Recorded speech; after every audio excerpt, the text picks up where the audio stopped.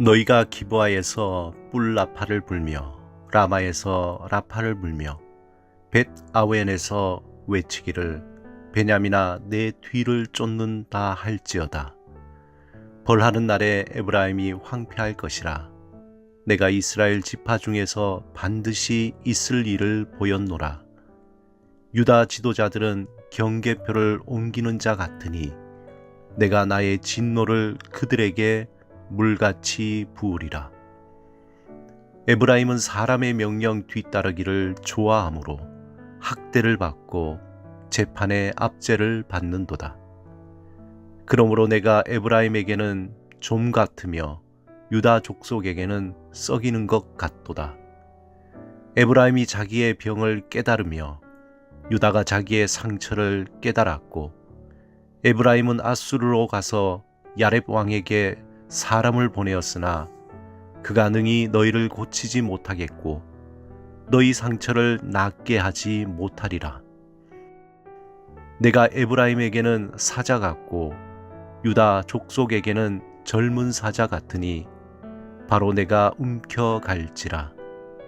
내가 탈취하여 갈지라도 건져낼 자가 없으리라. 그들이 그 죄를 뉘우치고 내 얼굴을 구하기까지 내가 내 곳으로 돌아가리라. 그들이 고난 받을 때에 나를 간절히 구하리라. 호세아서는 북이스라엘과 그 백성들에게 하나님의 지식이 없어서 멸망하기 때문에 지속적으로 경고하고 있습니다. 하나님은 호세아 선지자를 통해서 그들의 끊임없는 죄에 대해서 지적하셨습니다. 하지만 북이스라엘의 지도층은 하나님의 그 경고의 말씀을 듣지 않고 자신들의 죄악을 또 한 세대 또 다음 세대를 지나서 지속적으로 죄를 범했습니다. 하나님을 떠난 그리고 하나님의 그 품을 떠나고 뜻을 떠나 우상을 섬기는 그들의 음란한 마음이 하나님께로 가는 길을 막았습니다. 하나님은 호세아 선지자의 가정을 통해서 그들의 죄를 폭로했습니다. 호세아의 아내 고멜이 음란함으로 가정을 버리고 다른 남자에게로 간 것처럼 북이스라엘이 그러하다는 것을 보여주신 것입니다. 그러나 그 북이스라엘의 지도자들로부터 백성들까지 우상을 섬기는 그 일이 가속되어서 죄악인 줄 알지 못하고 교만하여서 거침없이 죄를 범했던 것입니다. 한 나라의 종교가 타락하게 되면 나라의 도덕과 가치가 무너집니다. 종교 지도자들이 그 순수한 마음을 잃어버리고 물량적인 것에 마음을 두기 시작하면은 마치 토양이 썩어가는 것처럼 사회의 전반적인 기반이 흔들리기 시작합니다.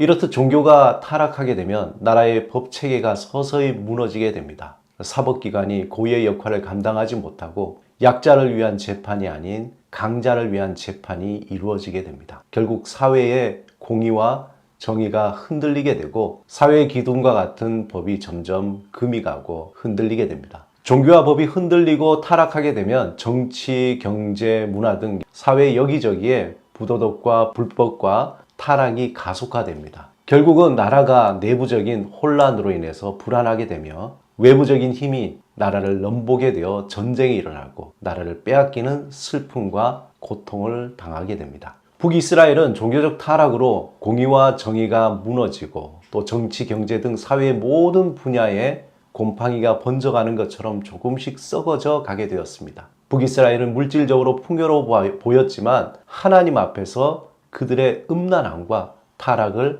그 한계 상황이 넘어가게 된 것입니다. 결국 하나님은 죄악된 북이스라엘을 이미 떠나버리셨습니다. 이러한 북이스라엘의 타락이 이제 남유다로 번지기 시작했고 본문 8절에 너희가 기브아에서 뿔나파를 불며 라마에서 나팔을 불며 벳 아웬에서 외치기를 베냐민아 내 뒤를 쫓는다 할지어다 라고 되어 있습니다. 여기에서 기브와 라마, 벳 아웬은 남유다 베냐민 지파의 성읍을 말합니다. 즉 북이스라엘과 전쟁을 선포하게 되는 상황을 보여주고 있는 것이죠. 하나님은 북이스라엘을 향한 죄의 폭로와 함께 남유다도 죄에 대해 자유롭지 못하다고 선포합니다. 10절에 보면 유다 지도자들은 경계표를 옮기는 자 같으니 라고 말하며 남유다가 하나님이 금기하는 것을 어기게 된 것이죠. 땅의 경계표를 옮긴다는 것은 사회적 강자가 땅에 대한 탐욕 때문에 약자의 땅을 자기의 것으로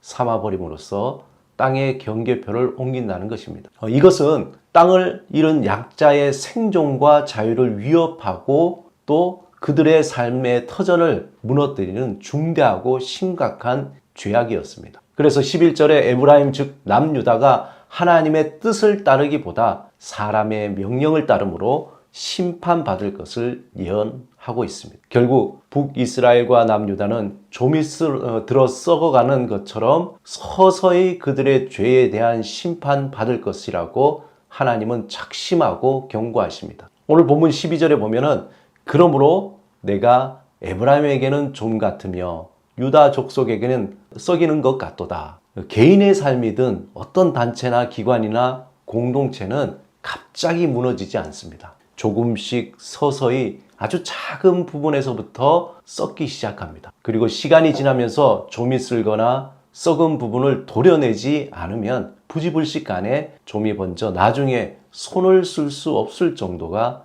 되어버립니다. 오늘 본문 15절에 그들이 그 죄를 뉘우치고 내 얼굴을 구하기까지 내가 그곳으로 돌아가리라. 그들이 고난받을 때에 나를 간절히 구하리라. 사랑하는 여러분, 우리는 하나님의 얼굴을 구하며 하나님을 의지하고 도움을 구하고 하나님을 전적으로 신뢰하는 삶을 살아야 합니다. 그러한 가운데 우리가 정말 그렇게 살고 있는지 겸허하게 자신을 돌아보아야 합니다. 이 정도는 괜찮겠지 라는 생각에 좀이 우리 마음에 들어와 마음을 상하게 하고 우리의 삶을 하나님으로부터 멀어지게 하며 결국 겉모양은 하나님을 섬긴다고 하지만 실상 하나님을 떠나 세상을 향한 삶이 될 것입니다. 오늘 하나님이 호세아 선지자를 통해 들려주시는 경고의 메시지를 겸손하게 받으시기 바랍니다. 하나님 앞에서 우리를 돌아보며 믿음의 삶을 철저하게 점검해 보시기 바랍니다. 우리의 마음의 방향이